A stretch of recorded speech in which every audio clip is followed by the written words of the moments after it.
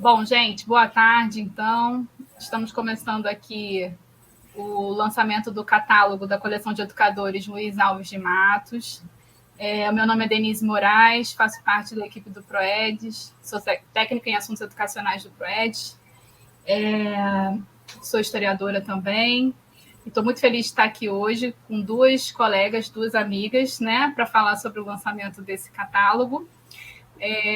Com a Michele de Almeida Gomes, que é arquivista formada pela Unirio, né, graduada em arquivologia, é especialista em preservação de acervos de ciência e tecnologia pelo MASH, o Museu de Astronomia e Ciências Afins, e é mestre em preservação e gestão do patrimônio cultural das ciências e da saúde pela Casa de Oswaldo Cruz, Fiocruz, e técnica em arquivo do PROED, para nossa felicidade também.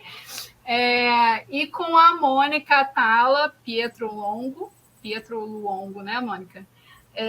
Que é graduada em Pedagogia pela Faculdade de Educação da UFRJ, especialista também em Psicopedagogia em Arte-Terapia, trabalhou por 31 anos como pedagoga da UFRJ, hoje está aposentada, a maior parte desses anos no Colégio de Aplicação da UFRJ, né? Hoje está como pesquisadora e gestora técnico-administrativa no Colégio Brasileiro de Altos Estudos, da UFRJ, e faz parte do projeto, né, do grupo de pesquisa do MEMOCAP, né, que é um grupo que estuda a história social do Colégio de Aplicação da UFRJ. Então, as melhores pessoas para falar sobre isso hoje, né, Michele, que é responsável pelo que a gente está apresentando aqui hoje, lá no PROEDES, e a Mônica, que tem feito um trabalho de pesquisa, além de ter atuado todos esses anos no CAP, e ter muito a ver com a história da chegada do acervo lá no PROEDES, também está pesquisando atualmente a história social do CAP e, portanto, a história também do Luiz Alves de Matos. A gente vai fazer um esquema que é o seguinte: a gente vai ter 30 minutos, até 30 minutos para a fala de cada uma de vocês, começando pela Mônica, tá, Mônica? E aí, se tiverem perguntas ao longo do percurso, o pessoal vai colocar no chat, e aí eu vou passar para vocês depois, tá bom? Das considerações que vocês tiverem a fazer, tá certo? Vamos lá? Podemos começar, Mônica? Vou te tornar apresentadora aqui. Tá ok? E aí você fica à vontade para começar a sua apresentação. Então, primeira coisa, queria agradecer o convite, estou muito honrada e muito feliz com esse trabalho que vocês estão fazendo, especialmente Michele, na organização desse acervo. A Denise apresentando a gente, né, me fez passear pela história, que, aliás, é uma coisa que eu gosto de fazer, né? E porque eu, enquanto aluna da UFRJ, eu vi o PROEDES nascer. Eu era aluna da Faculdade de Educação, então eu vi Maria de Lourdes Fávero, né, Eliane Biapina e tal. E depois, quando já como técnica administrativa do CAP, me foi dada a pasta da memória do colégio. Então, onde eu passei pela memória, foi ali que começou um pouco a minha relação com a história, né, com a memória do colégio. Mas o que eu vou apresentar hoje aqui para vocês tem a ver com o projeto MEMOCAP, né, que depois de aposentada já, a gente comemorando um dos aniversários do colégio, quando o colégio está fazendo 72 anos, teve uma homenagem, e nesse momento um ex-capiano maravilhoso chamado Afrânio Raul Garcia Júnior estava presente, e ele soube da existência dessa documentação no PROEDES, dessa documentação sobre o CAP. E ele nada mais... Ele já não está mais com a gente, infelizmente, para grande pesar meu, porque era uma pessoa maravilhosa, um grande mentor, mas ele era mestre de conferências, é um conferencista na Escola de Altos Estudos em Ciências Sociais em Paris, École des Hautes Études, né? E um professor ligado ao Centro de Pesquisas sobre o Brasil Contemporâneo. E ele, sabendo dessa documentação, ele esboça o projeto Memocap, que é um projeto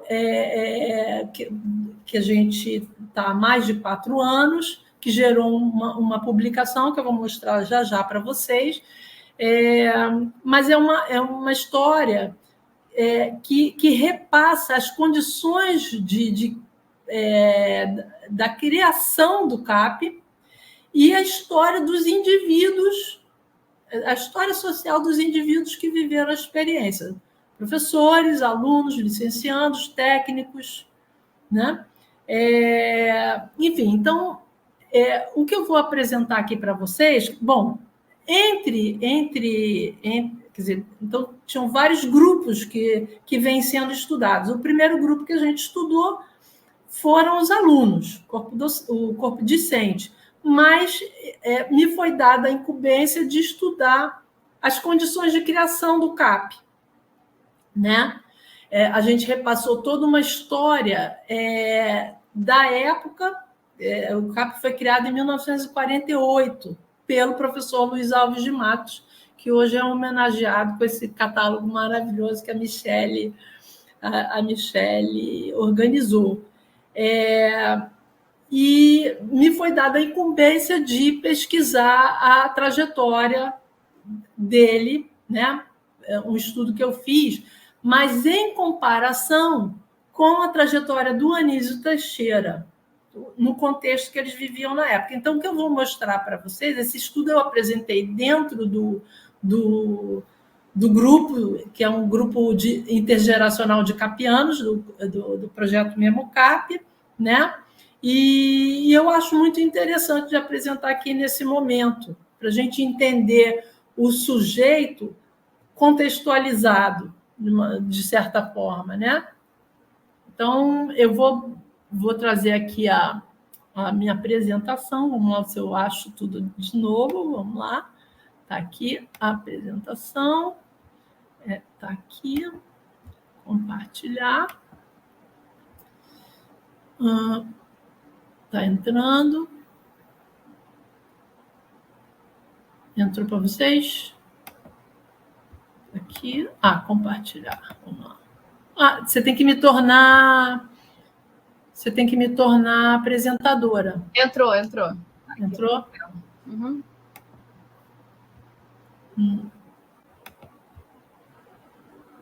Para mim está dando sinal de proibido aqui. Deixa eu sair e fazer de novo. Mas você já está como apresentadora, tá na tela. Mas aqui, quando eu clico em compartilhar... bom, eu vou trazer de novo o arquivo, vamos ver. Tá. Vou trazer... Vamos ver se trazendo de novo o arquivo... Vamos lá, enviando. Ele está enviando um item. Beleza.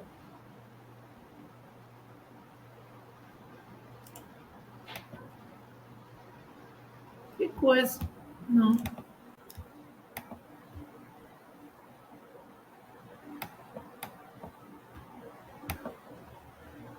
Vamos ver. Entrou de novo, Mônica, agora a apresentação. Entrou de novo, pois é. Vamos lá. Aí, compartilhar a tela? Vamos lá. Não. Engraçado, vamos ver se a permissão de compartilhar deve ser... Deixa eu ver aqui. Opções, tela cheia. Não. Agora saiu. Mas você está como apresentadora. Acho que você já pode fazer aquele caminho. Mas ele não está me permitindo compartilhar. Eu clico, eu seleciono o arquivo.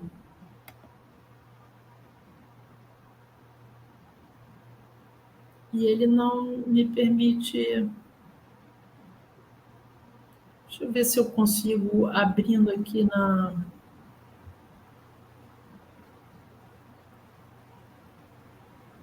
E se você colocar, você compartilhando, e aí eu peço para você ir... A gente pode tentar. Mas é estranho, porque... Mas acho que ficaria mais cômodo para você. Habilitar download da apresentação em DocX. Tá, habilitei. Área de mídia. Apresentar. Tá vendo agora? Eu estou vendo tudo, mas ele não está me permitindo compartilhar. Ele dá sinal de proibido na hora de compartilhar.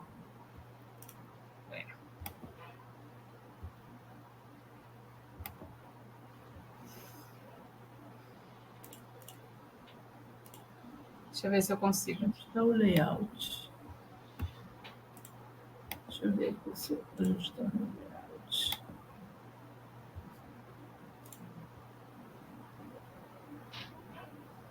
A gente fez o teste antes, mas agora não... Agora ele entrou. Foi? Entrou. Mas eu acho que foi por mim aqui, eu que estou manejando ele. Ah, então tá. Aí você vai me falando que eu vou passando, conforme... Então tá. Então, essa é a publicação que o projeto que a gente fez, que a gente lançou esse ano, do projeto Memocap. E esse estudo que eu fiz, que acabou gerando um artigo sobre o Luiz Alves de Matos nesse livro, é o que eu vou mostrar hoje. Então, se eu puder ir para o próximo slide. Bom, então, o que eu vou fazer como eu falei, fazer uma comparação da trajetória do professor Luiz Alves de Matos, que está na coluna do centro, aqui do meio, com a do Anísio Teixeira, e mais ou menos um pouco, uma pincelada do contexto mundial e brasileiro no período em que as coisas vão se sucedendo na vida do Luiz Alves de Matos. Então, assim, primeiro, né, o Anísio Teixeira ele nasce em Caetité, na Bahia, né, de uma família de políticos, uma família importantíssima lá, e em 1907, 7 anos depois, o Luiz Alves de Matos nasce em São Paulo, de uma família de imigrantes portugueses, e que morava num abrigo de imigrantes italianos. Então, eles moravam num cômodo desse abrigo, a família inteira dele, né? Então, era uma situação de bastante pobreza. E aí ele vai ser educado num colégio público de freiras, confessional, porque o pai era um faz-tudo, um factotum, né, nesse colégio, e a filha mais velha estudava. Então, como o Luiz Alves de Matos tinha uma inclinação para os estudos, ele é absorvido ali pelas freiras, né? Faz um favor, né? E o pai, muito agradecido, trabalhava mais de 12 horas por dia nessa escola. Enfim, então são condições bem diferentes de nascimento de um e outro, né? Uma outra coisa é que a mãe não deixava o Luiz Alves de Matos se relacionar com os italianos, as crianças italianas no mesmo abrigo, né? Ela chamava de carcamanos, né? Então ele ficou muito isolado, né? E ele tinha desde criança, assim, o melhor amigo dele era o menino Jesus, né? Ele tinha uma fé muito, muito, muito grande. Então, e o primeiro dinheiro que ele consegue juntar, ele compra um presépio. Em vez de comprar bala, como uma criança pequena, normal, ele junta para comprar um presépio. Então, ele tinha já, desde criança, um caráter obstinado e religioso muito forte. Enfim, essa mesma escola, ela, a partir de um determinado momento, ela passa a mão dos beneditinos, né? E ele passa a ser um oblato, que é um leigo que se oferece à ordem monástica. Mas o oblato é diferente de um outro tipo de leigo, porque é aquele que vai fazer os serviços braçais dentro da ordem, né? Só que ele se destaca pelos estudos. Ele era extremamente estudioso e ele realmente vai se destacar pelos estudos. Bom, esse período aqui é um período um pouquinho que ele nasce, que com 7 anos de idade começa a Primeira Guerra Mundial. Então, além da situação de pobreza, uma situação difícil no mundo, né? E aqui, em contrapartida, o Anísio, lá na Bahia, vai ser em 1916, com 16 anos, vai ser a primeira vez em Salvador, porque Caetité é mais no interior da Bahia. Ele vai ser interno num colégio jesuíta. Tá? Em 1920, Luiz Alves de Matos já está já está com 13 anos, já na ordem beneditina, e sonhando com um ideal de vida, de educação de jovens, né? Uma educação humanitária e religioso para salvar os jovens, né? Em 1922, Anísio cola grau em Direito, aqui no Rio de Janeiro. Em 1923, Anísio se torna instrutor-geral de ensino em Salvador. Ele é empossado pelo Mangabeira, que era o governador em Salvador, na Bahia, naquela época, né? E, enquanto ele está sendo empossado como instrutor-geral de ensino, Anísio, o Matos entra no noviciado da ordem beneditina. Aqui ele já está com 16 anos, né? Ele vem ao Rio de Janeiro no ano seguinte para cursar filosofia, também aqui no Alto da Boa Vista, né? E ele fica absolutamente encantado, é um momento de libertação muito grande, e de sonhos muito grandes, né? Embora ele se interessasse muito pela literatura, ele se dedica aos estudos de filosofia, né?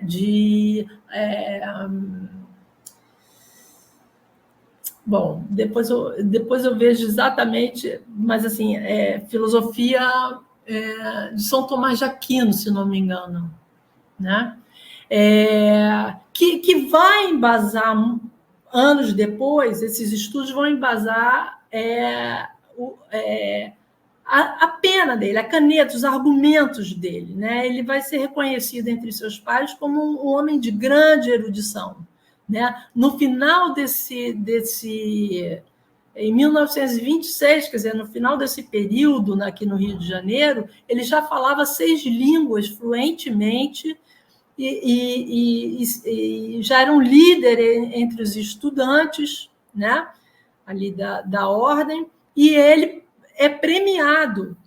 Ele é premiado e recebe uma viagem para os Estados Unidos, numa bolsa, para estudar a educação americana, que de ponta no início do século passado, Estados Unidos, no período da Primeira Guerra, se destacou como uma grande potência ali, e isso foi fruto do investimento maciço que os Estados Unidos fez em educação na segunda metade do século XIX, né? E muito fundamentado no pensamento de John Dewey, né? Que a gente vai ver já, tanto o Anísio quanto o Luiz Alves de Matos vão beber nessa fonte, porque aqui Em 1925, o Anísio vai fazer a sua primeira viagem, que os filhos de famílias abastadas faziam no início do século passado, a viagem para a Europa para conhecer, né, as grandes civilizações. E logo, 2 anos depois, ele vai fazer a segunda viagem dele, que é para os Estados Unidos, né? E o Matos vai receber esse prêmio, essa bolsa, vai para os Estados Unidos, para Washington, para uma universidade católica em Washington, onde ele vai estudar direito canônico, a gente vai ver aí. Então, assim, a gente vê que os dois nascem em berços completamente diferentes, mas que em condições, né, muito diferentes, mas que no mesmo período estavam nos Estados Unidos bebendo na mesma fonte, né? O Anísio teve uma educação religiosa também, né? Mas uma formação política muito exacerbada, né? Muito forte também. E o Matos vai conquistando seus degraus, vai subindo seus degraus através de um desempenho intelectual fortíssimo, né? E exercendo uma liderança, porque ele vai se dedicar também aos estudos da apologética, ele vai sempre ser chamado a fazer os discursos, enfim, ele vai assumindo lideranças ao longo da sua vida acadêmica, né? E essa viagem é para ele uma espécie de alforria, né? Então, aí a gente está no Brasil em 1926, no governo de Washington Luiz, que foi deposto, né? Em 1930. Aí você pode passar para o próximo slide, por favor. E aí a gente vê que durante a viagem o Anísio faz 2 viagens aos Estados Unidos, uma em 26, outra em 28. Os dois entram em contato com os colégios de demonstração. Isso também é uma coisa muito importante, porque isso vai... essa experiência, esse estágio que eles fizeram essas visitas que eles fizeram a essas escolas, vai nortear as ações desses 2 homens, né? O Matos se licencia em teologia, direito canônico, ele faz doutorado em teologia, ele é mestre em educação e leciona para professores secundários, ou seja, ele conquista 4 títulos na viagem dele, enquanto o Anísio é recebido por intelectuais na Embaixada do Brasil, né? E também faz um percurso ali que marca ele também para sempre. Ele tem um livro publicado sobre a experiência americana, né? Bom, esse final, no meio desse período aí, a gente tem o craque da Bolsa. Vamos lembrar um pouco o que está acontecendo no mundo nesse período, né? E no Brasil, a Revolução de 30, com Getúlio Vargas no poder, né? Onde o primeiro ato do Getúlio, ao se empossar, é a criação do Ministério da Educação e da Saúde, né? Porque nesse período as disputas vamos lembrar assim, que final do século XIX, início do século XX, a onda de imigração para o Brasil e para a América Latina era enorme, né? Então, assim, e havia uma proposta de nacionalização da educação, né? Porque assim você tinha muitos pequenos grupos com com currículos próprios, né? Falando seus dialetos, falando suas línguas. Então, tinha um anseio para unificar a educação, o Brasil, mas isso seria através da educação. Então, as disputas pela hegemonia, pelo poder, né, se davam através dessa pasta, né? Então, isso é uma coisa muito importante. A gente vai ver que o Matos vai entrar isso pela mão dos católicos e o Anísio vai mais pela mão dos renovadores, né? Com uma proposta de Estado laico, né? Então, vamos lá.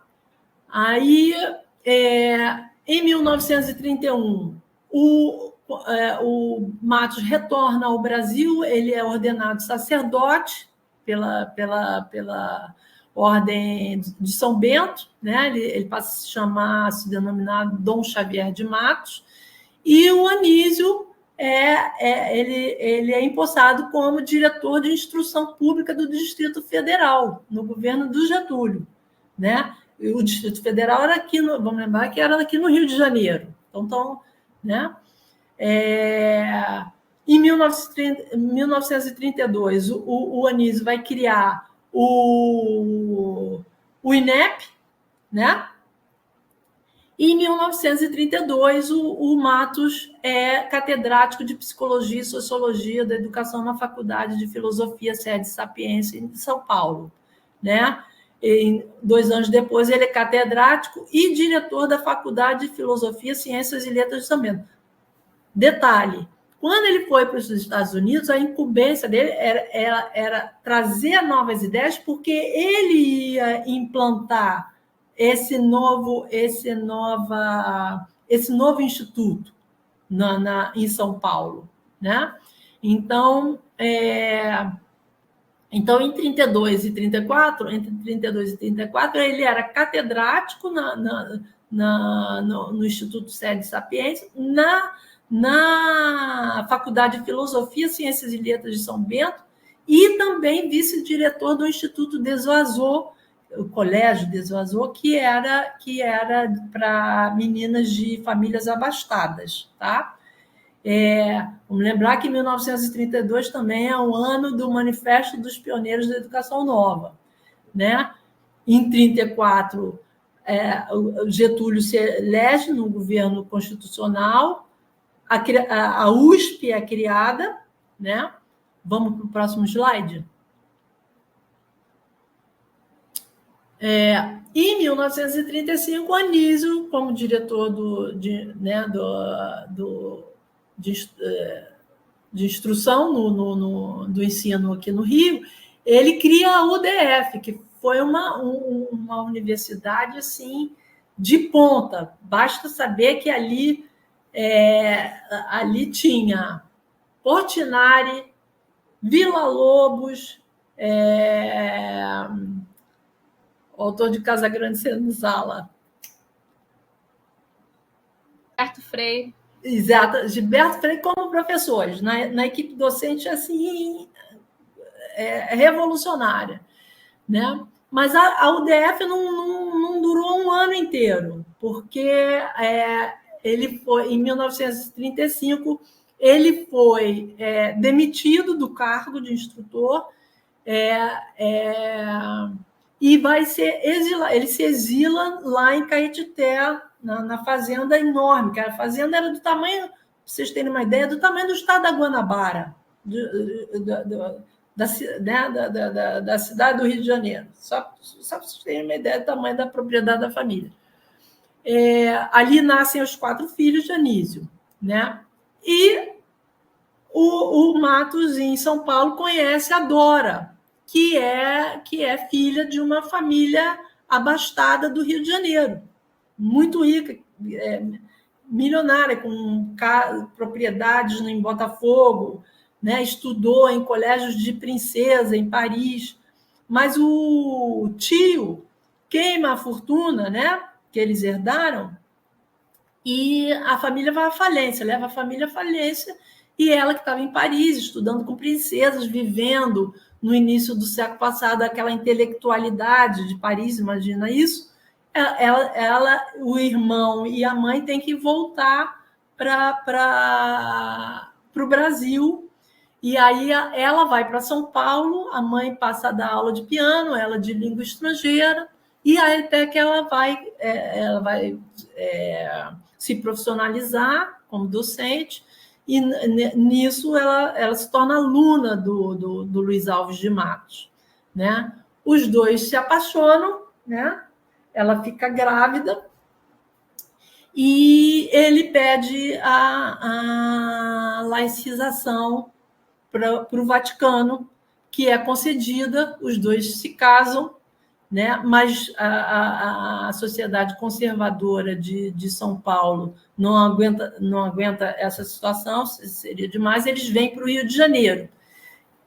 Ele vem, prestem atenção, que assim, estamos em 1937, 38, quando ele vem para o Rio de Janeiro e ele vai, para onde ele vai? Justamente para a UDF, que tinha, estava sob a gestão do Amoroso Lima, né, que era do grupo dos católicos, né?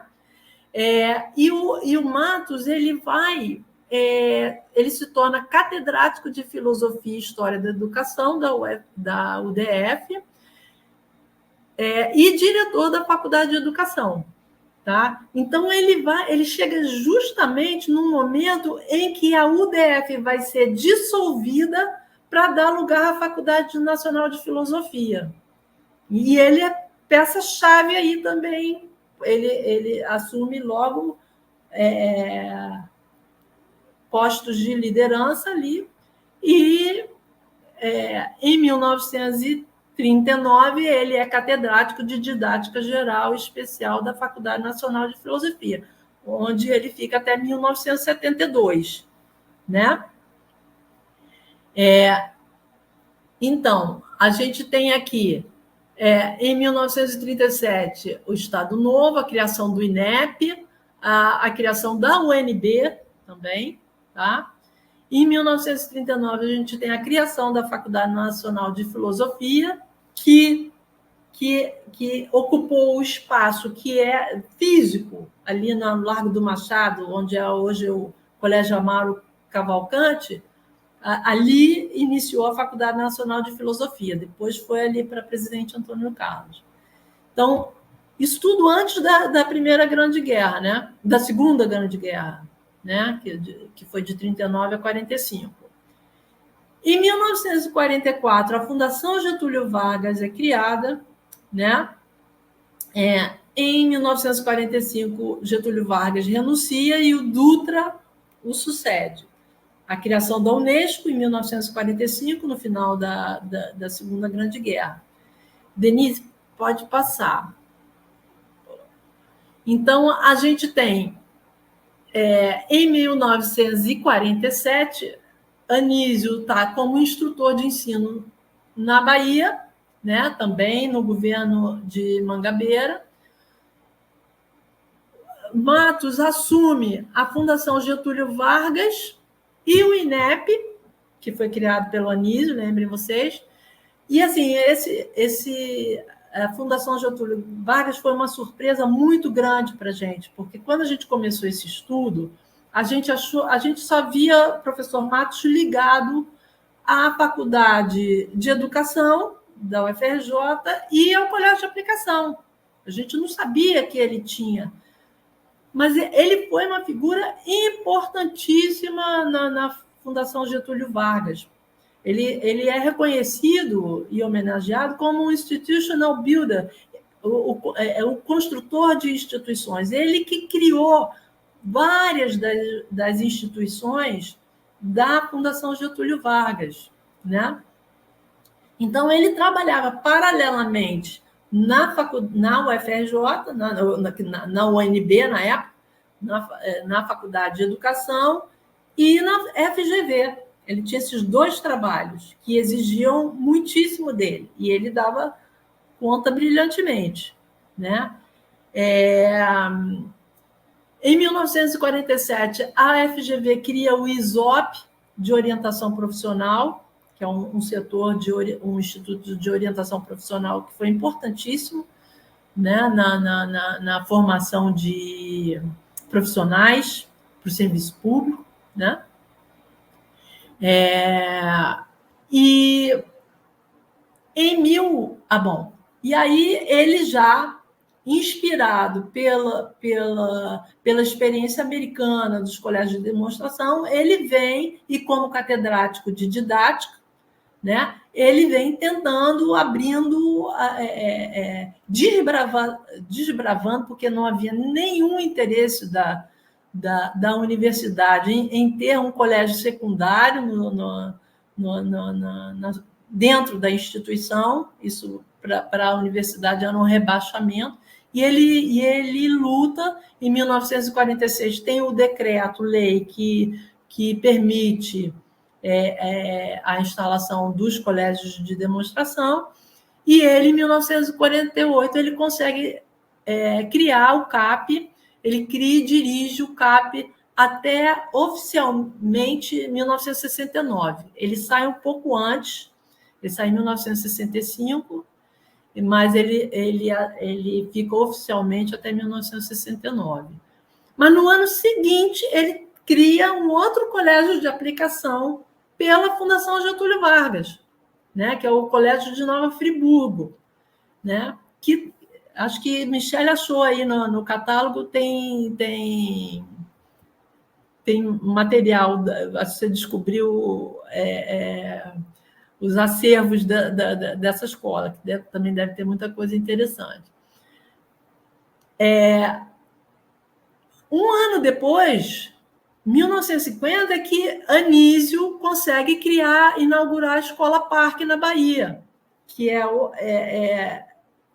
que é inspirada nos colégios de demonstração americanos, né? Então, assim, perceba assim, a força empreendedora do Luiz Alves de Matos, porque assim, com todo o suporte político que Anísio tinha, ele só consegue criar a Escola Parque um ano depois de que Luiz Alves de Matos criou 2 colégios de aplicação, né? Eu acho essas comparações muito interessantes para a gente perceber assim, né? Um pouco. É claro que tem muitas camadas aí de análise, né, nessa história, mas eu acho interessante a gente observar um pouco isso também, né? 1950 é um ano que Chateaubriand cria a televisão no Brasil, né? Que Getúlio retorna, dessa vez eleito, né? E cria. É muito interessante porque ele, em 1930, ele cria o Ministério da Educação e Saúde, e aqui em 1951 ele cria o CNPq e a CAPES, né? Em 1951, o Anísio vai ser assessor do ministro da Educação, que ainda era aqui no Rio de Janeiro, no Distrito Federal, né? Em 1952, ele vai ser secretário-geral da CAPES. Em 1952, o Matos vai atuar também na CAPES.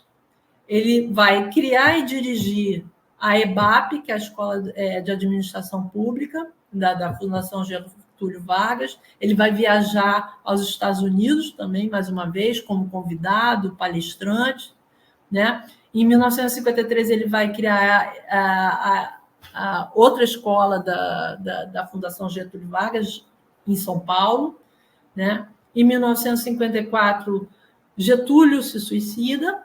Pode passar o próximo, por favor, Denise. Em 1951, o Anísio cria o CBPE.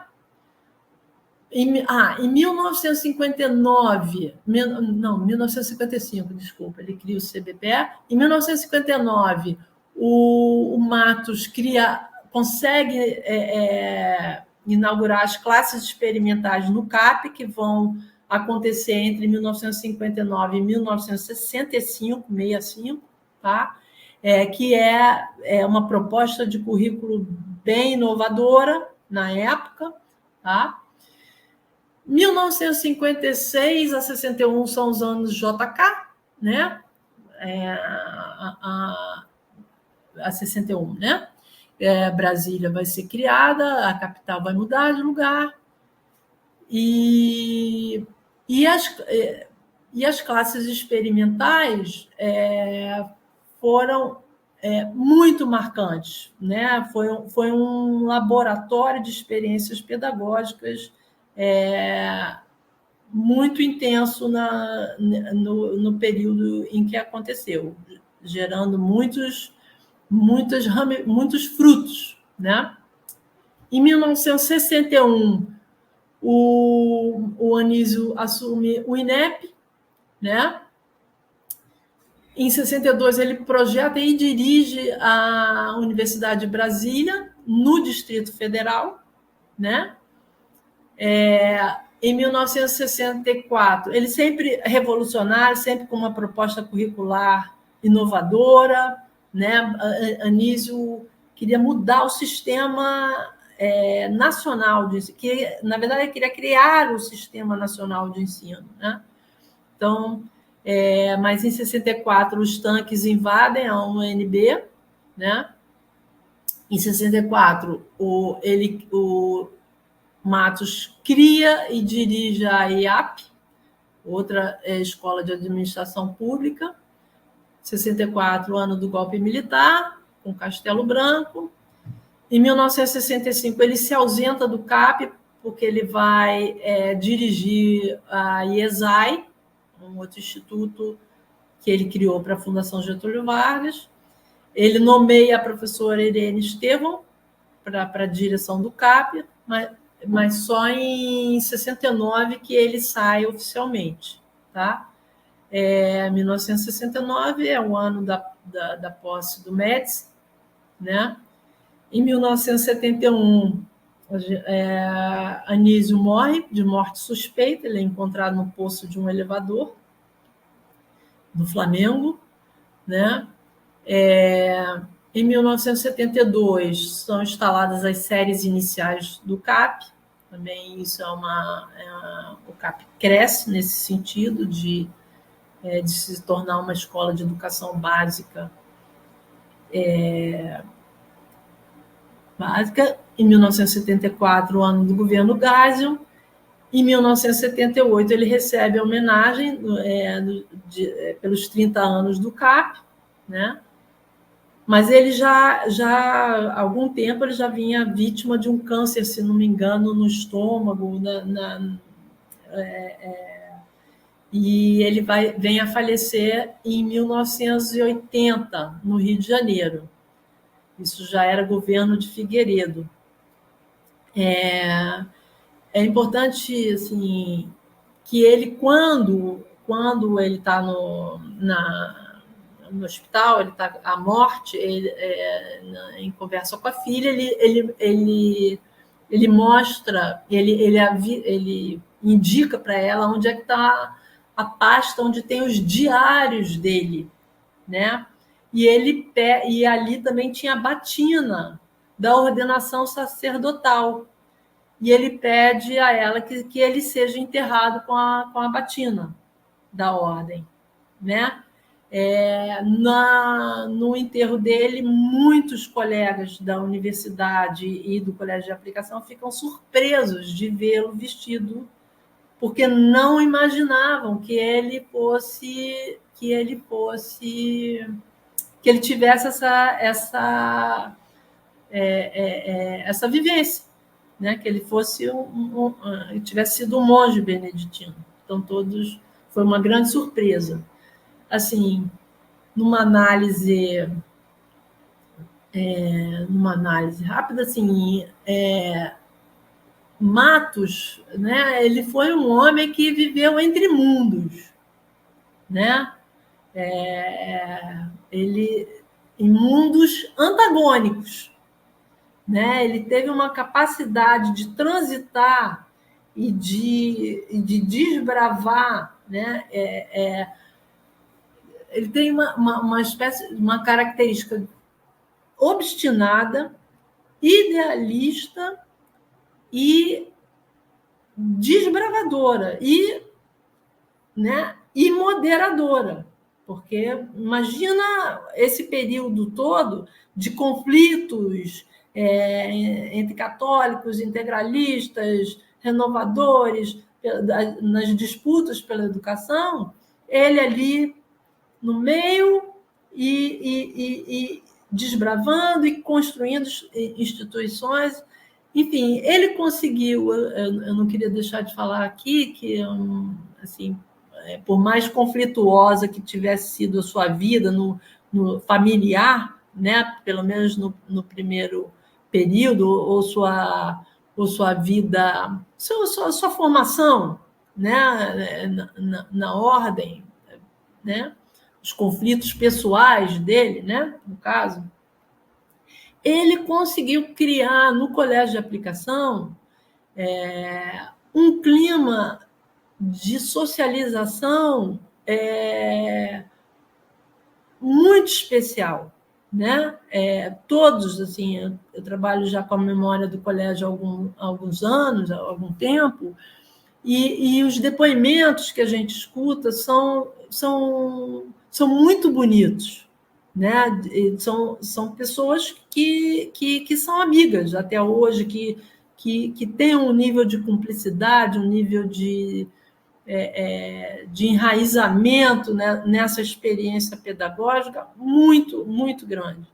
Então, assim, é isso. Eu queria fechar falando desse aspecto, porque é muito bonito você conseguir, apesar de todas as circunstâncias, criar um clima educacional tão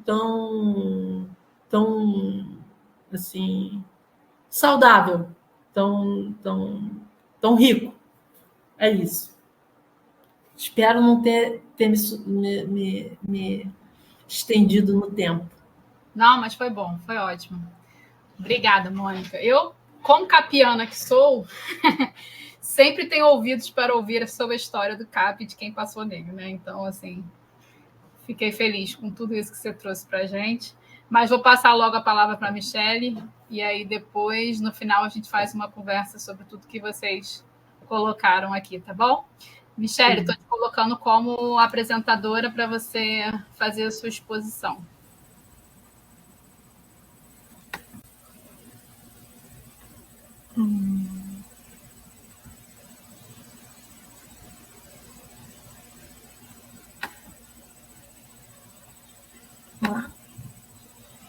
Ixi. Eu cheguei no final, peraí, gente. Final, Tchau, gente. Mas é isso, a gente agradece desde o início, né? Valeu, gente. É verdade. Um minutinho. Deixa eu botar lá no iniciozinho. Estão todos vendo? Sim, tá na tela. Beleza. Bom, em primeiro lugar, eu gostaria de saudar a mesa, agradecer a mediação da minha colega Denise, né, que aceitou esse convite, ficou muito honrada. Quero agradecer também a Mônica por também se fazer presente aqui conosco, contar um pouco dessa linha temporal, né, e desse trabalho maravilhoso que o Memocap vem sendo desenvolvido, né, com uma grande equipe, obviamente com a Mônica, né, e no centro disso tudo.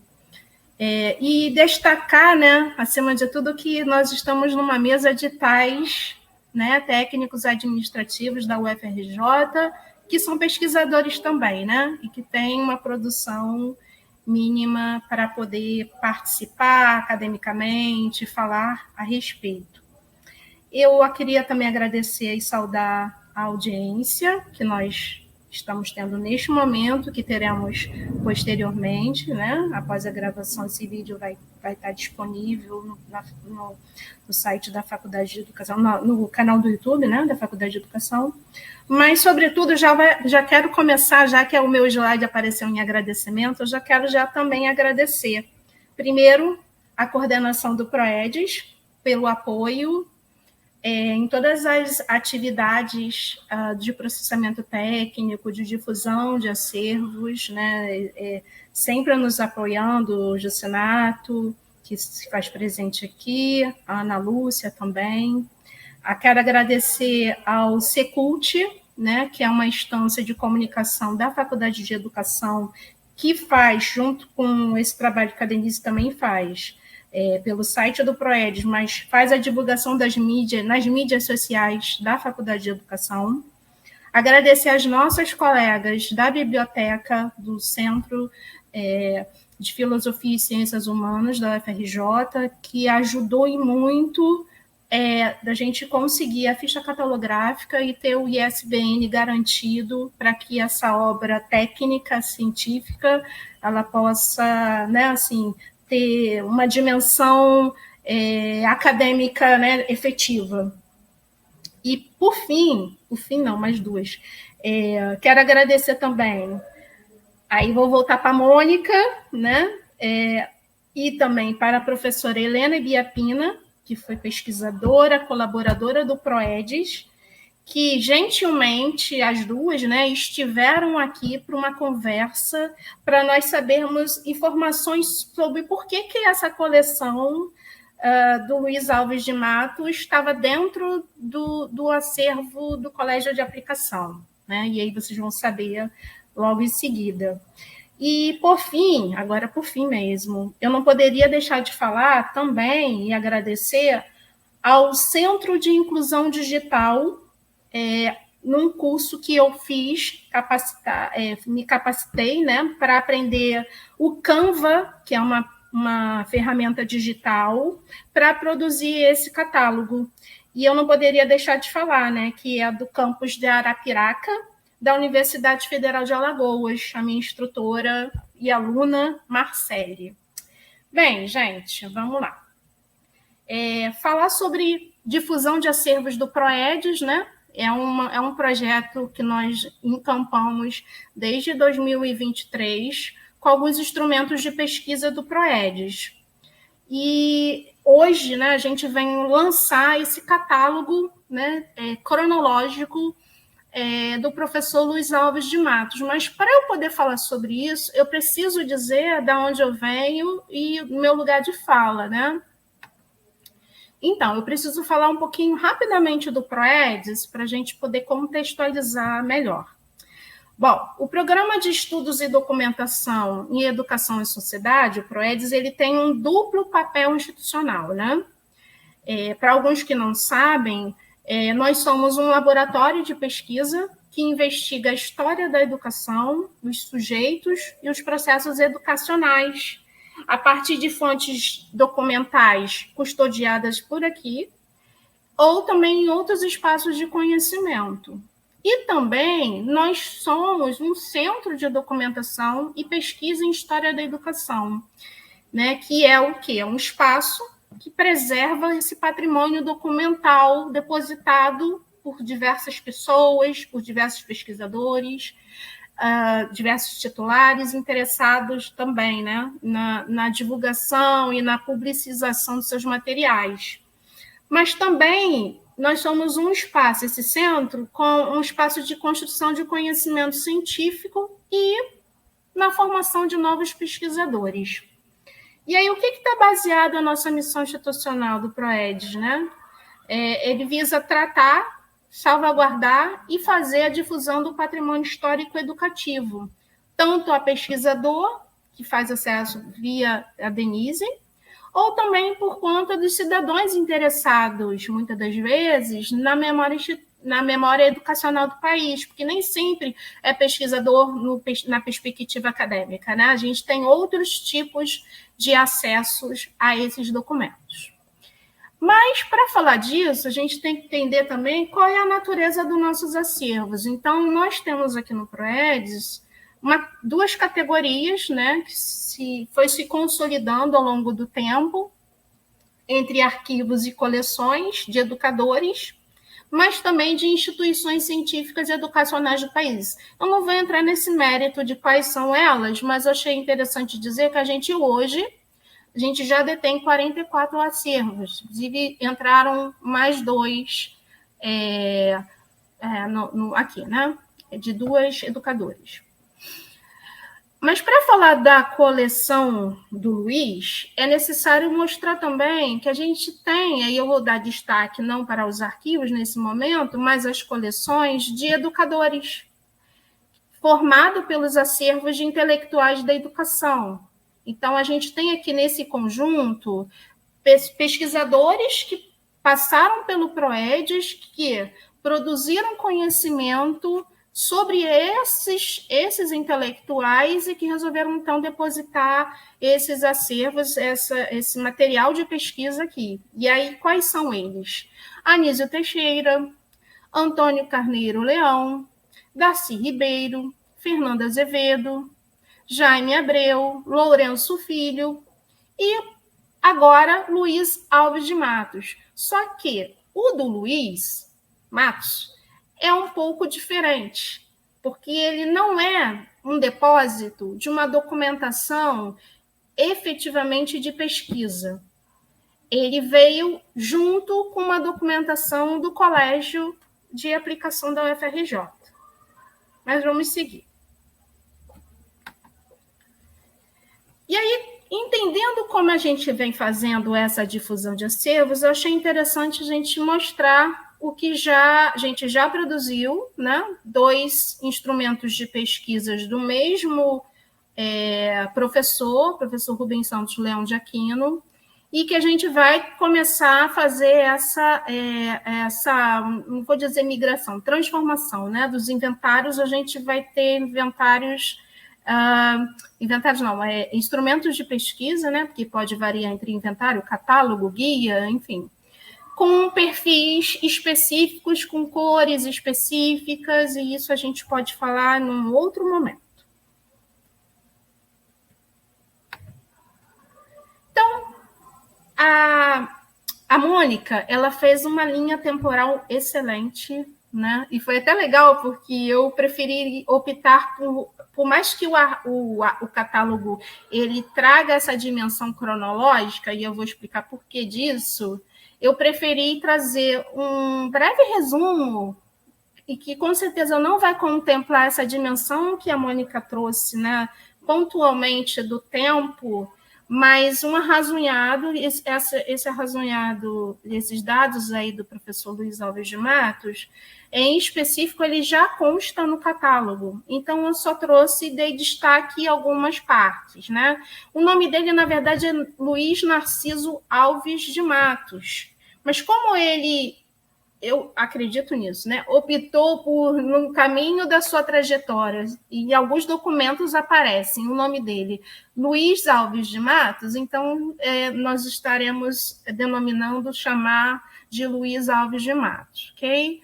Ele, como a Mônica já botou, ele é de 1907 a 1980, né? Um educador, um gestor e um idealizador de instituições educacionais. Ele traz aí na sua trajetória da sua formação inicial e de docência em escolas confessionais e em universidades católicas, tanto nacional quanto internacional, né? E aí ele tem a sua vivência monástica, né, na juventude e na parte também adulta. A Mônica já ressaltou isso, né? Não vou entrar muito nos pormenores. Mas eu acho que é importante só destacar que ele constitui a sua carreira, ao longo da sua carreira, né, com altos níveis de titularidade, né?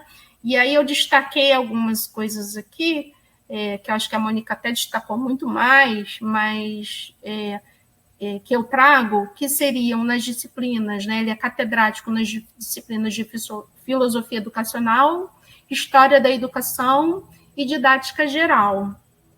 E aí ele se dedica, né, nessa formação dos professores, na inovação das práticas pedagógicas praticadas à época, a idealização e também gestão dos colégios e institutos educacionais experimentais, né, como foi a experiência inovadora do Colégio de Aplicação. E aí eu não coloquei aqui, mas o colégio também de Nova Friburgo, que a Mônica ressaltou, e aí, no caso, reconhecido ele, até hoje, né, no campo educacional, como um intelectual que traz inovações, né, e idealizações. E aí eu trouxe no outro lado de cá, no lado direito, como é que foi constituído essa questão, que referências, né? Eu me baseei para entender a vida do professor Luiz Alves de Matos. Por quê?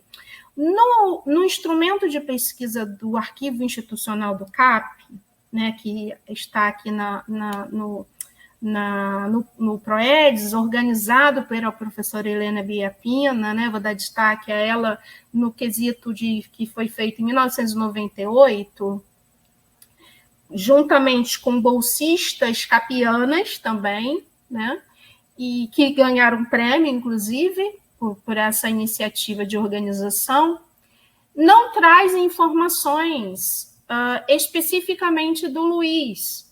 É porque consta como uma série documental, né, que não se mistura ao arquivo dele. E então eu pensei, bem, então vamos investigar, buscar informações se já existe alguma coisa escrita sobre o professor Luiz Alves Matos. E eu encontrei, obviamente, 3 artigos, ou melhor, 2 verbetes, um da Wikipédia, um do Dicionário de Educadores, da professora Lúcia Regina Vilarinho, né, atualizada agora em 2025, lançado agora em 2025, e o texto de Mônica, né, que é um estudo sobre a trajetória social de Luiz Alves de Matos. Em cima desses 3 artigos, foi construída, então, a biografia cronológica e com recorte tematizado. E como fica, então? Como é que se dá essa história da coleção do educador Luiz Alves de Matos?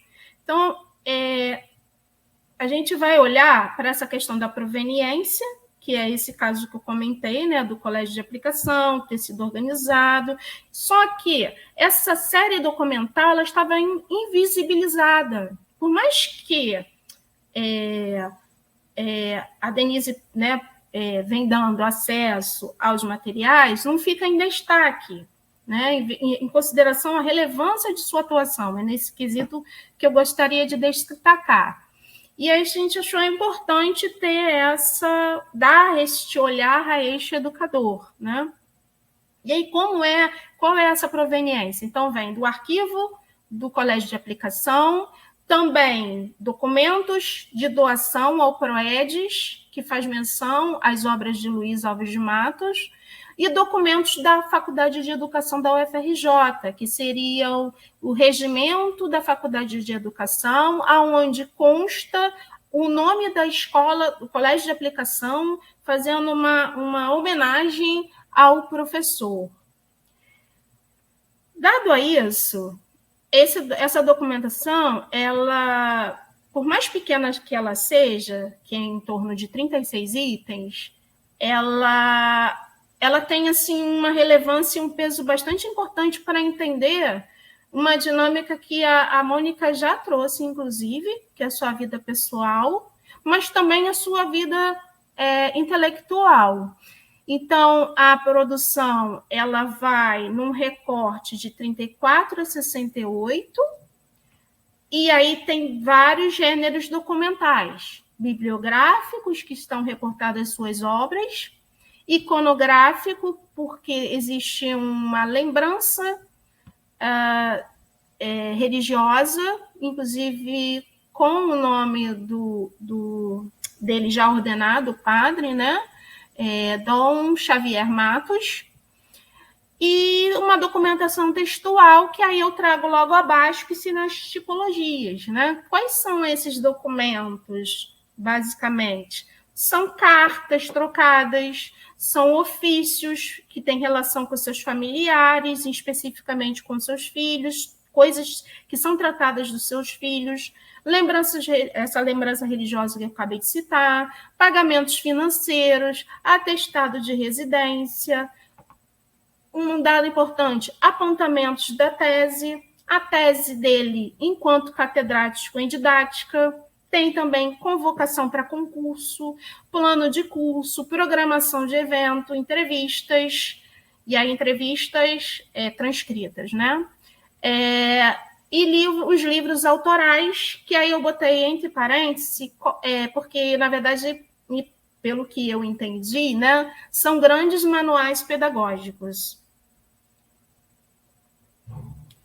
E aí, um dado importante que eu não falei, que eu acho que isso vai fazer também a diferença e está lá no catálogo, é que essa documentação, aí voltando para a Mônica, né, e a professora Helene Biapina, que não souberam efetivamente me dizer de que maneira que se deu esse encaixe lá, mas, digo, na documentação do CAP. E aí, em cima, né, dos estudos que já se fazem sobre arquivos pessoais, tal qual também coleções, a gente entende que no nosso cotidiano, né, enquanto pesquisador, enquanto docente, a gente está ali no movimento de trabalho, onde as coisas estão acontecendo ao mesmo tempo, e a gente, às vezes, deixa documentos da nossa vida privada no meio desses conjuntos todos. Então, essa coleção ela foi entendida dessa forma. Inclusive, a professora Helene Biapina, dentro aqui da organização do PROEDES, considerou que, mesmo no conjunto do arquivo institucional do CAP, onde existe também uma produção dele enquanto diretor, atuando, né, de forma de gestão, essa documentação ela não foi misturada, ela foi preservada. Então, existe essa marca. Vamos seguir. E aqui eu trago algumas obras, ele tem 5 ou 6 obras escritas, mas essas eu achei interessante trazer porque elas estão no PROEDES. Todavia, aproveito para dizer que essas obras também podem ser acessadas através da base Minerva, da UFRJ. Nós temos aqui na biblioteca do CFCH à disposição, acredito eu, que para consulta, aí tem que ver com as colegas se pode ser retirado, mas tem aí a obra O Quadro Negro e a sua utilização no ensino, foi uma das primeiras obras. Nós temos os primórdios da educação no Brasil, o período heróico, que vai de 1549 a 1500... Desculpa, gente, eu não estou conseguindo ler. 1570, né, uma obra interessantíssima, dando uma olhada no prefácio, eu achei assim, fantástico. E esse é o Sumário de Didática Geral, que é uma obra basilar, para quem leciona, né, didática geral, e todos eles, na verdade, são extremamente referenciados. E aí, então, como é que vai se dar essa concepção do catálogo? Eu achei importante destacar isso, porque, às vezes, a gente entrega um produto, mas as pessoas não sabem como é que se deu a construção, como é que se deu esse processo. E eu acho que isso é importante a gente revelar, porque não é simplesmente você pega, junta, organiza e já coloca o instrumento. Não, precisa se sentar, estudar, pesquisar, né? Tem todo um trabalho científico e intelectual também. Então, eu tomei como ponto de partida o inventário do arquivo do CAP, essa série da coleção Luiz Alves de Matos, que está apresentada no inventário com uma seriação cronológica. E foi a partir dessa questão da seriação cronológica que foi mantida, que está no catálogo da mesma maneira, que foi pensada essa questão vamos fazer uma questão cronológica, mas também vamos trabalhar com uma questão temática, né? Trazendo esses 2 conceitos, as 2 metodologias. Mas, por outro lado, o que startou mesmo, né, em um segundo momento, foram as publicações, quando eu pesquisei, atuais sobre Luiz Alves de Matos. E aí vai aparecer, obviamente, a obra que a Mônica mostrou a imagem, né, que foi produzida, ou melhor, que foi lançada em 2025, agora há pouco tempo, o Memocap, uma história social do catálogo, do Colégio de Aplicação da UFRJ, 1948 a 1921, é uma obra coletiva, então tem vários autores, né? Acho que o organizador, me parece, é o Afrânio Raul Garcia Júnior. Tem o texto da Mônica, que foi extremamente importante, como já falei, né, para a construção da biografia. Aí duas outras obras de uma coleção chamada Sua Escola Tem História, que é da professora... É um projeto da professora Libânia Xavier, aqui do Proedes, conjuntamente com professores do CAP, o professor Fábio Garcês de Carvalho, a Jéssica de Azevedo Gomes, Isabel Enza Machado, né, que compuseram na verdade, esses autores compuseram duas obras importantíssimas e que fazem uma mega análise, né, na perspectiva, no caso aqui o título, as classes secundárias experimentais, o ensino da inovação pedagógica, e aí vai dialogar com essa questão, né, da gestão e do ensino, né, essa prerrogativa do Luiz Alves de Matos, e a outra, que é uma publicação, um boletim discente, do CAP, incentivado pelo professor Luiz Alves de Matos, ao diretório acadêmico, que se chama Forja, um jornal de alunos do Colégio de Aplicação da Universidade Federal do Rio de Janeiro, de 1955 a 1967. Então, essas obras elas foram pontuais para que eu pensasse coletivamente também a forma de dar voz num catálogo para o Luiz Alves de Matos. E aí, fazendo mais pesquisas, enveredando pelos portais do CAPES, mas eu encontrei muito mais no Google Acadêmico, uma vasta produção acadêmica, uma média de 200 chamadas que vão tratar sobre Luiz Alves de Matos, ou didática geral, ou classes experimentais, e aí a nível Brasil inteiro. Vamos seguir. E aí, como se dá, então, a produção, né? Como eu já falei, fiz as pesquisas, aí eu encontrei diversidade de produção sobre Matos, dados biográficos em verbetes, como foi o caso que eu falei lá na frente, e o artigo da Mônica, publicado. E aí, o que foi pensado? Bom, vamos pensar em elaborar um catálogo cronológico que articule a conexão dos documentos da coleção com outros acervos do Proedes? Por que disso, né? É uma pergunta. Porque, como o professor Alves, conforme Mônica citou, ele passou por diversos locais, Universidade do Distrito Federal, ele passou pelo CAP, ele passou pelo IESAI, né, que estava dentro da FGV, e tantas outras escolas. Por que não construir um catálogo onde a gente possa como fazer essas conexões desses acervos? Isso é claro, né? De tudo que esteja disponível na rede, porque também, se não estiver disponível, a gente não tem como fazer essas conexões.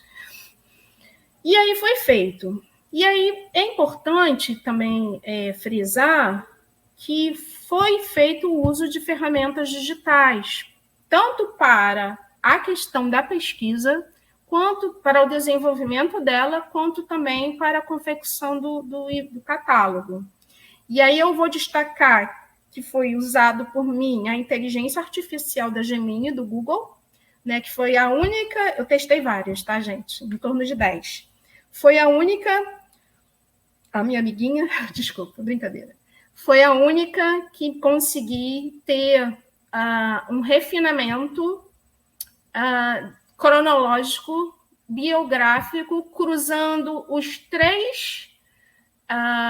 três referências biográficas entre verbetes e o artigo de Mônica, e me deu um escopo, obviamente, depois revisado, considerando os padrões acadêmicos de uso da inteligência artificial, considerando também a questão da produção do governo federal em relação à questão da inteligência. Então, tudo isso foi respeitado.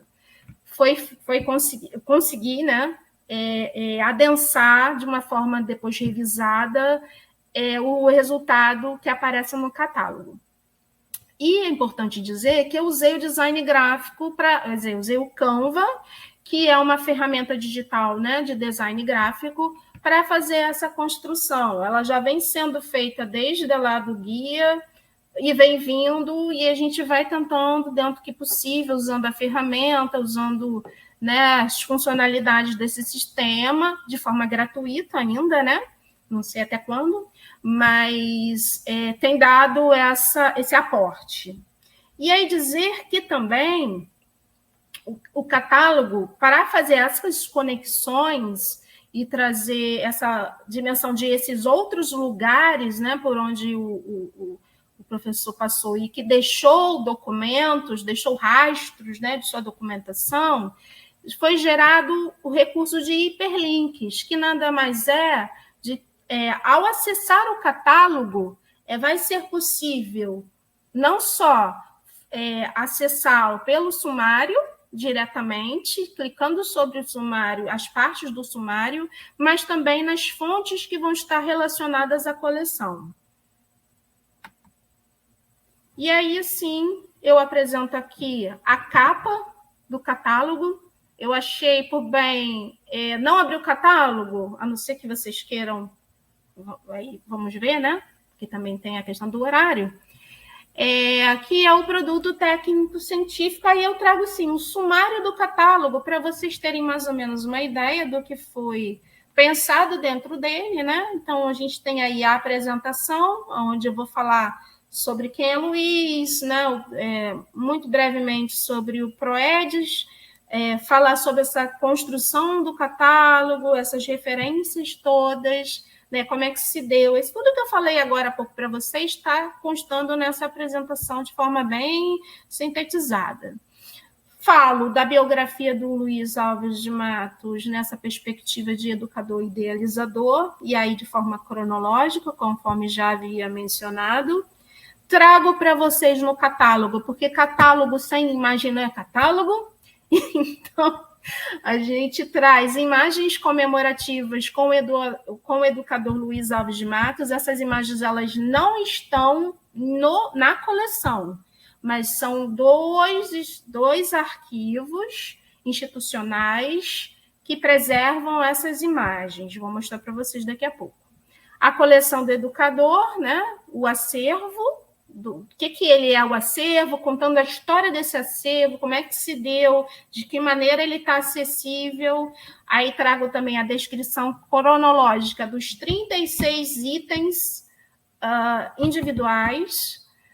Trago também as fontes relacionadas no acervo e com o acervo, né, que aí é relacionando acervos do Proedes, acervos que estão na base Minerva da biblioteca, do CIB, né, do sistema. Trago outros lugares, né, para que vocês possam ter uma consulta mais sistematizada. Notas sobre o acervo, de que maneira ele pode ser acessado, de que estado que ele se encontra, e o controle de descrição, que é uma prática que eu não posso deixar de dizer, né, dentro de uma norma de descrição arquivística, né, pautando sobre isso, né, afinal de contas, sou arquivista. Obviamente, se fosse uma bibliotecária fazendo, faria de uma outra forma. Isso não é problema para quem transita na área da ciência da informação. É importante a gente dar acesso de maneiras que a gente use, né, o nosso cabedal de conhecimento científico. E, por fim, as referências que utilizei para compor a coleção. Então, aqui eu trago as imagens. A primeira imagem aqui, vocês vão ver o prédio da Faculdade Nacional de Filosofia. na Avenida Antônio Carlos, e embaixo a imagem do Colégio de Aplicação. Por que essas duas imagens elas aparecem aqui? Porque são as imagens os arquivos, né, que reportam as imagens que eu falei dos arquivos. Aqui vem ele enquanto professor catedrático da FNFI, numa comemoração ao Dia do Mestre, em 1944, ele aparece aqui, depois ele aparece aqui, à direita, e as imagens do próprio CAPES, ele enquanto diretor, tanto em reuniões, né, também comemorativas, isso aqui foram aniversários do CAP, de 55, 56 e 61. Essa imagem aqui do meio é a imagem que a gente coloca na frente do catálogo. Aqui as festas envolvidas com os alunos.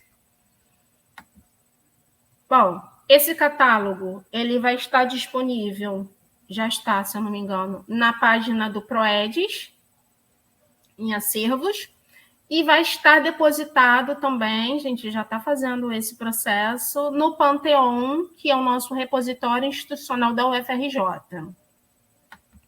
Quero agradecer pela atenção, pela paciência e dizer que até o próximo lançamento.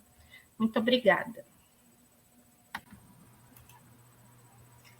Obrigada, Michele, foi ótimo. Eu acho que foram duas exposições diferentes, dois aspectos diferentes, né, sobre o trabalho, sobre um único trabalho que está sendo realizado. Eu acho. Deu um apanhado muito grande, né, para quem vai assistir a gente. Só complementando o que a Michele falou, o catálogo já está na nossa página do Proedes, né, que é a página proedes.educacau, educação sem o acento e sem a cedilha, .ufrj.br. Vocês vão lá em acervos, já vai estar lá disponível. E aí, eu acho que a gente ainda tem uns minutinhos aqui, que eu queria colocar algumas questões, e aí vocês também fiquem à vontade para conversar entre si, se quiserem, né, complementar alguma coisa, enfim, lembrei de alguma coisa. Mas, enfim, eu teria várias outras questões a fazer, mas vou me ater aqui em algumas. Para a Mônica, primeiro, eu acho muito legal isso, Mônica, de você fazer o comparativo, né? Não é. Você falou que não quer ser ortodoxa no comparativo, mas eu acho muito interessante. Por quê?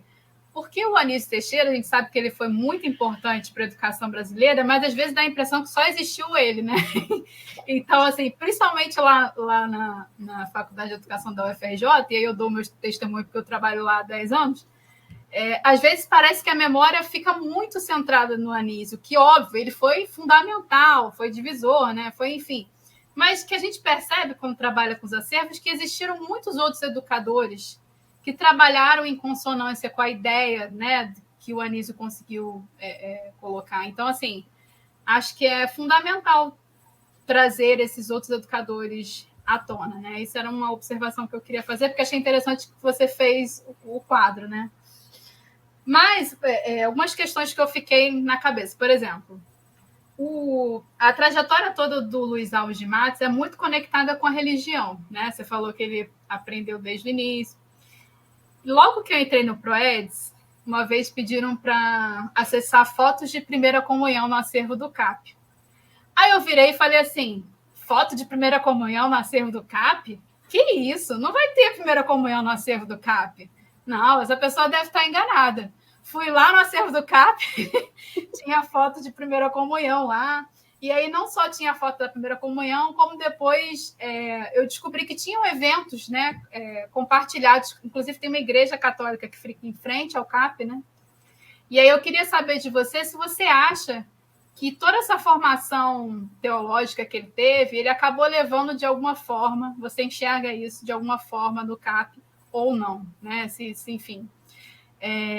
Uma outra questão que eu tinha é da relação dele com os alunos, porque a gente também tem lá no acervo do CAP as forjas, né, que é um material que todo mundo gosta muito, que são, como a Michele falou, né, eram jornais dos alunos do CAP, e a gente vê uma participação muito grande dos alunos exatamente nessa época que o Luiz Alves foi diretor, né? A gente vê ele se mobilizando para várias ações.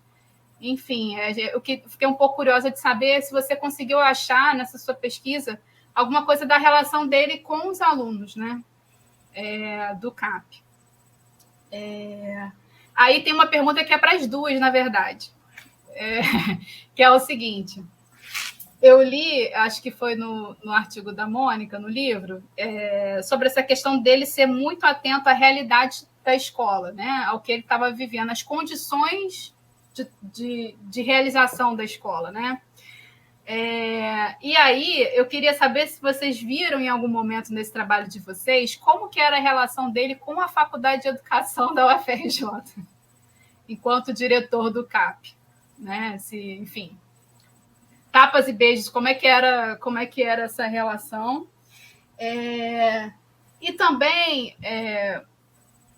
um pouco no sentido da primeira questão que eu fiz, e também para as duas, essa questão da invisibilidade, né? Michele fala, ela resolveu fazer isso porque ela achou que estava meio invisibilizado o material dele dentro do acervo do CAP, né? Então, assim, vocês acham que a figura do Luiz Alves é invisibilizada de alguma forma na história da educação brasileira? O que vocês acham sobre isso? E, por fim, agora uma pergunta só para a Michele, que sobre essa questão da importância de divulgar catálogo, né? Porque, primeiro, dizer que para o pesquisador é muito interessante ver essa exposição da Michele, porque a gente chega e o catálogo já está dado, né? O instrumento de pesquisa está dado. E é muito legal que a gente pare e pense, mas como é que isso foi feito, né? Porque isso é a produção, é o que a Michele está falando, é a produção de conhecimento, é pesquisa, enfim, é estudo, é dedicação. Então, assim, é interessante que a gente veja o trabalho que está dali para trás, né? Então, eu queria pedir para a Michele falar um pouquinho da importância de se fazer catálogos no tempo que a gente vive hoje, porque pode ser que alguém ache assim, a gente está hoje na era digital, pelo amor de Deus, eu boto lá no Google e eu acho o que eu preciso. Mas não, né? Então, assim, eu queria que a Michele falasse um pouco sobre isso, da importância da gente fazer os catálogos para pesquisa em 2025. E é isso.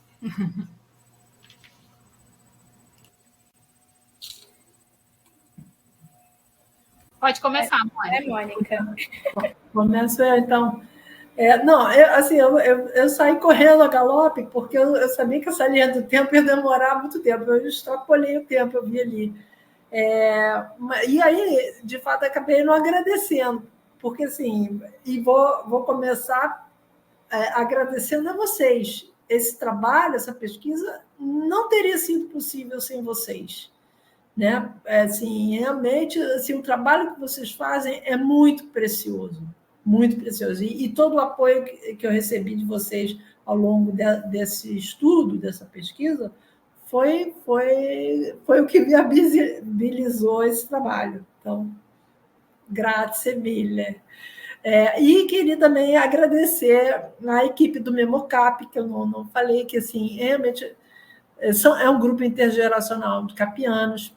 Tinha o Afrânio como mentor intelectual, Ana Célia Castro, diretora do Colégio Brasileiro de Altos Estudos. São capianos assim, maravilhosos. José Sérgio Leite Lopes, Bárbara Calabria, Alessandra Carvalho, Alfredo Veiga de Carvalho, Denise Cabral, né? E vários outros. Assim. E esses encontros, assim, eu quero agradecer só por esses encontros da pesquisa, porque eram maravilhosos. A gente começou isso em plena pandemia. Então, tá ali, e com aquele grupo, com aquela qualidade de discussão, de compartilhamento, né? Enfim, foi uma experiência, assim, um verdadeiro presente. E aí, assim, vou até responder um pouco a pergunta para a Michele, porque, assim, uma das questões desse trabalho ele foi feito em 2 momentos, né? Porque o primeiro momento a gente estava em plena pandemia e a gente eu não tinha PDF da obra do Luiz Alves de Matos, né? E ele é uma referência nessa área de didática geral. Ele construiu esses manuais, né? Que são manuais. E realmente isso eu acho que isso, mas eu não acho que isso seja específico com a obra do Luiz Alves de Matos. Eu acho que isso é uma questão geral no país, dessa coisa da preservação da memória, né? Como é que é? Isso é uma coisa mais ampla, né? Que se vê também aí na especificidade do Luiz Alves de Matos. Aí agora eu vou às perguntas, né? Se a formação religiosa dele influiu no trabalho dele especificamente, se ele, né, de uma certa... Não, ele não. Ele era essa coisa da pessoa que transita entre mundos. E ele soube ser. Ele era hermético, ele era uma pessoa hermética. Tanto é que os pares, os colegas, ficaram surpresos de ver ele com a batina no funeral, entendeu? Mas ele via o trabalho, no fundo, ele via esse trabalho como um missionário, como uma missão. Esse livro que Michele gostou, dos primórdios da educação no Brasil, ele vai, de uma certa forma, eu fiz uma analogia disso nesse artigo, que ele fala da educação dos primórdios, dos missionários jesuítas, né? Enfim. E ele tinha esse ideal de educação para a juventude, para salvar a juventude. Então, tinha, é claro que... Mas ele não, em nenhum momento, ele explicitou isso. Não, nem usou isso como argumento, a sua fé religiosa. Ela ficou ficou embutida ali de uma certa forma. E assim, a primeira comunhão no CAP se deve ao fato dessa parceria ali com a igreja, né? Então, a igreja usa o espaço da escola no final do dia, né? Para catequizar, né? Para o trabalho de catecismo ali. Então, não isso antes, né? Só para a gente deixar claro aqui, isso não acontece mais. Isso é uma coisa que foi datada. Isso, que foi. Mas já aconteceu durante muitas décadas. Né? Da relação dele com os alunos, né? Eu vejo ali, as fotos estão numa confraternização, todo mundo feliz, todo mundo sorrindo, mas parece que ele era uma figura muito hermética. Ele não era de muita fala, ele era de muita escuta, era uma pessoa que ouvia todos, mas a última palavra era dele, né? É o que eu tive acesso, né? E o que as pessoas falam. Ele não era extrovertido, ele era mais circunspecto, né? Mas tinha uma postura de liderança muito grande, né? Então, assim, ali ele estava em situação de festa, todo mundo confraternizando, as crianças ali chegaram mais próximas, enfim. E acho que ele nem viveu como diretor da escola esse período de ter crianças pequenas ali, porque em 1972 ele já estava longe do CAP, porque ele saiu em 65, ele saiu, em 69 oficialmente, quer dizer, então ele não então, quando ele chega para a comemoração dos 70 anos, já vê um grupo novo ali, uma escola nova, que é o que vai acontecer comigo quando eu volto no CAP hoje. Tem educação infantil, não tinha na minha época, então chegar lá e ver aqueles pitotinhos, né, você fica enternecido, né? Mas era isso, ele era enfim, ele assim, como diretor, ele tinha a formação intelectual como ponto 01, eu acho, e a socialização, né? Então, era isso que os alunos eram cobrados, né?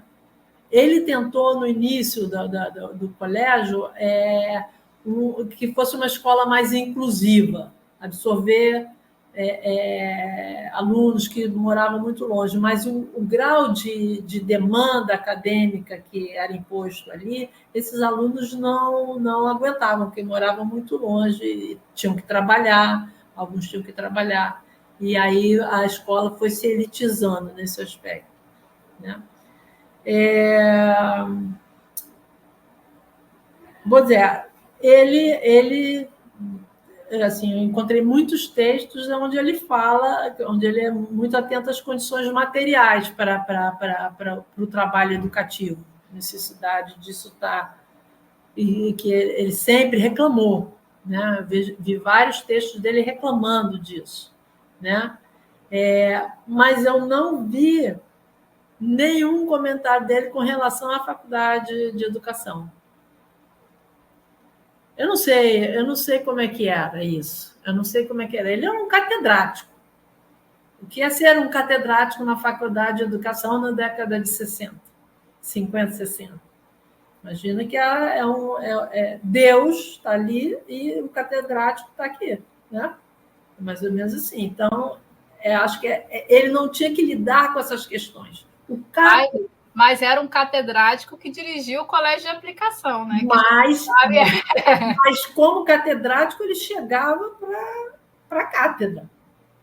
Entendeu? É diferente. Então, essas questões das condições materiais, não sei se era.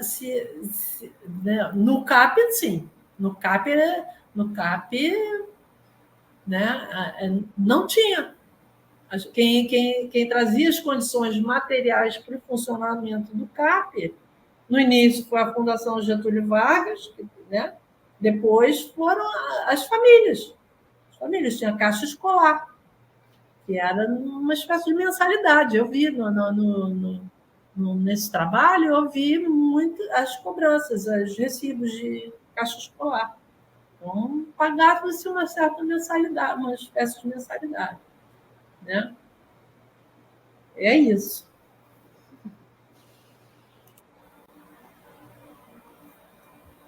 Vai, Michele, você. Eu quero aproveitar, né, já que acabou que eu entrei e não falei da apresentação rapidinho da Mônica. Quero agradecer aí pela linha temporal, foi ótimo.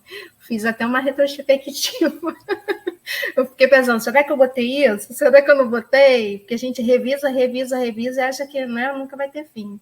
Mas eu acho que eu consegui contemplar aí boa parte. Então, vamos lá. Respondendo à pergunta da Denise sobre a questão dessa relação da escola, né, e a Faculdade de Educação, ou Faculdade Nacional de Filosofia, né, que era onde ele tinha relação. Então, a coleção em si, ela está muito mais na perspectiva privada, né, que são as documentações avulsas que ele deixou, eu estou entendendo assim, tá, gente? Que ele deixou pela escola, do que e aí, no caso, os apontamentos, né, da sua tese, do que efetivamente a relação com a faculdade de educação. Eu acredito que essas relações, tal qual, como o arquivo do CAP, né, tenha essa predisposição dos trabalhos dele quanto gestor, acredito que possa ser que apareça alguma coisa lá, mas isso eu não entrei no mérito, eu me ative só a coleção.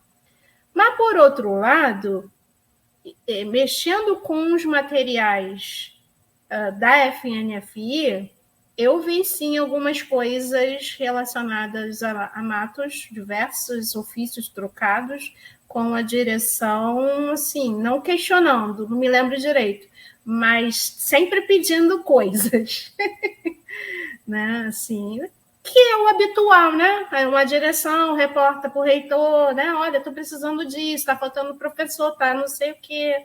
Isso eu lembro, mas muito vagamente. Sobre a questão da história da invisibilidade, na perspectiva dele enquanto professor, como eu já até citei, né, na pesquisa do Google Acadêmico, teve muitas chamadas, então assim, eu fiquei estatelada de quanto se produz, se fala até hoje, até 2025, né, como eu ressaltei lá, fala-se sobre ele. Então, assim, ele não está invisível, assim, nessa perspectiva da pessoa.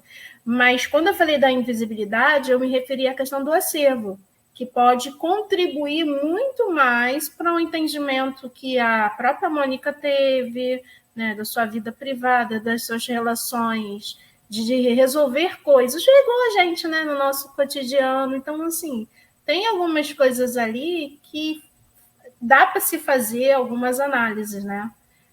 Até, tal qual também as obras, né, dele, que eu achei também, eu li os prefácios, eu fiquei encantada, assim, com a forma de escrita dele, pontual, muito concisa, fazendo a pessoa entender, no caso o professor, né, porque ele está ali falando com o professor, entender a dimensão da importância do trabalho do docente, né, de quanto isso vai impactar na vida do aluno. Eu entendi muito assim nessa possibilidade. E sobre a questão da importância de se fazer catálogos, né?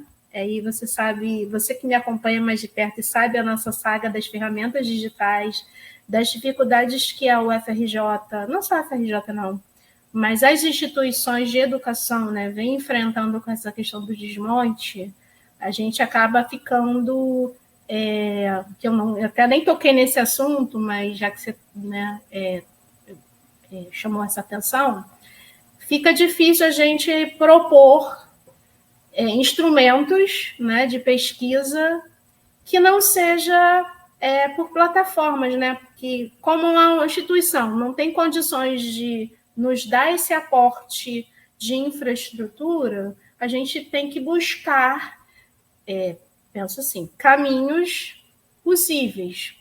E eu venho acompanhando muitos colegas, né, da área da arquivologia, não só da arquivologia, da biblioteconomia, da museologia, da ciência da informação de modo geral, que vem utilizando desses recursos, desses catálogos, guias, como uma forma de fazer a difusão, né, de dizer, olha, tem coisas aqui que é possível pesquisar, né? Você sabe que nesse momento a gente não tem o aporte para poder fazer a digitalização. Os equipamentos temos, mas e o suporte, e o armazenamento, né? Então, a gente vai tentando buscar soluções possivelmente inovadoras, né? Aí trazendo essa questão que eu sempre olho, eu também, enquanto pesquisadora, sempre penso, meu Deus, a pessoa tem que saber por onde ela vai percorrer. E a gente sabe que, no geral, que chega para o Edis, a Denise pode até falar melhor disso, que eu acho que é importante também dizer, que as pessoas não sabem nem como pesquisar. Então, esses instrumentos, possivelmente, a gente está sempre falando, já olhou o site? Está lá, disponível. Não espere que a Denise, que a Michelle venha dizer para você, pesquisador cidadão, que vá pescar, né, no YZ arquivos, às vezes até nem se faz isso, né? Mas às vezes, quase sempre, a gente precisa, primeiro, obedecer à questão da Lei de Acesso à Informação, trazendo uma perspectiva de transparência ativa, né? Ou seja, o que eu quero dizer com isso, trazendo outro paralelo? É dizer que isso tem que estar acessível, não pode depender só da gente estar ali, entendeu? Instrumentalizando e, às vezes, na minha perspectiva, induzindo o pesquisador a só olhar um determinado canto, né? Que acaba acontecendo isso, né? Olha, eu lembro daquele lugar lá, mas você pode procurar esse outro caminho aqui, né? É isso. É isso, meninas. Mais alguma coisa? Querem colocar mais alguma coisa? Não, eu acho que isso é a parte boa da pesquisa, que é esse lado Sherlock Holmes, né? Também que você vai com lupa, vai, aí descobre puxa um fio aqui, aí vem um monte de coisa, onde você menos esperava. Isso é parte de fuçar, né? Essa é a parte importante mesmo. E a parte que a gente tem que estimular mesmo, né? Mas eu acho que o que você está fazendo, o que vocês estão fazendo, é precioso, porque de fato, né, você já dá ali tudo que tem com links para outros lugares onde você já pode ir, Então, isso já ganha um tempo, né? Pensando nos dias de hoje, que a gente é tragada por milhares de estímulos, né? É verdade. Isso é ouro. Eu, como coloquei lá, eu espero que cumpra a função, né? Obviamente que a Denise vai orientar, não vai deixar de orientar, porque sempre tem. Mas, assim, já tem um instrumental que a pessoa já vai poder fazer. Inclusive, assim, a gente já tem pesquisas, a Denise pode dizer também, do ProEdes, que está falando sobre os instrumentos de pesquisa. Sim, o que também para a gente é bom. Porque aí a gente começa a perceber, claro, considerando o contexto da época, né? Pode se focar isso, por isso que eu falei. Eu não tirei a forma que foi organizada pela professora Helena. Ela se mantém, até porque ela já foi utilizada em outros momentos por outros pesquisadores, referenciadas, né, usando a notificação lá. Então, não posso quebrar essa lógica, ela vai se manter, e aí eu vou pensar nessa possibilidade de junção. A coleção nos permite isso. Já arquivo, não, já é mais complicadinho, entendeu? Mas é isso. Muito obrigada, gente. Adorei. Eu agradeço demais. Como Michele falou, uma mesa de técnicas, né? Acho isso importantíssimo, porque, né, boa parte do trabalho da UFRJ só acontece por conta, né, de nós, técnicos, então acho que a gente tem que marcar o nosso espaço e o nosso lugar. Enfim, fiquei muito feliz. Mônica, Michele, praticamente uma mesa em casa aqui, né? E nós lá no Proes estamos esperando tanto a galera do Memocap, que já é parceira nossa para pesquisar, quanto os outros pesquisadores que quiserem saber mais, o Luiz Alves, do CAP, da FNFI, enfim, né? Estamos lá à disposição. Eu também quero agradecer, muito bom sempre estar com vocês. Eu gosto muito disso, vocês sabem, né?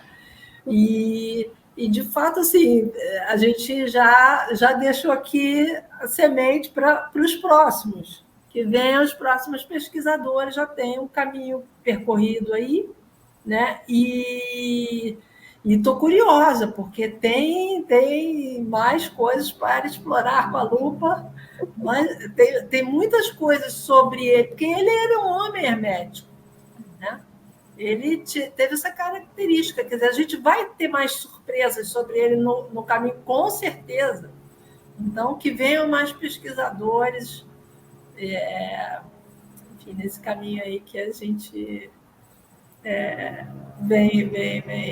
vem trabalhando. São bem-vindos. Estou curiosa para as cenas dos próximos capítulos. Teremos cenas dos próximos capítulos na próxima edição, né? O próximo lançamento, que está daqui a pouquinho, se Deus quiser, ano que vem, né? A gente espera que não tenha greve, para a gente poder fazer a coisa acontecer, que é o arquivo da professora Lúcia Vanderlei Neves e o coletivo de políticas educacionais, né? Que a gente está trabalhando aí, a Denise, o professor Gicinato, e mais uma mulher, né? E são poucas, na verdade, nos arquivos nossos. A gente tem que dar uma visibilidade maior a essas intelectuais também. É isso. Obrigada, gente. Obrigada. Beijo. Vamos tirar foto? Ah, é. Print.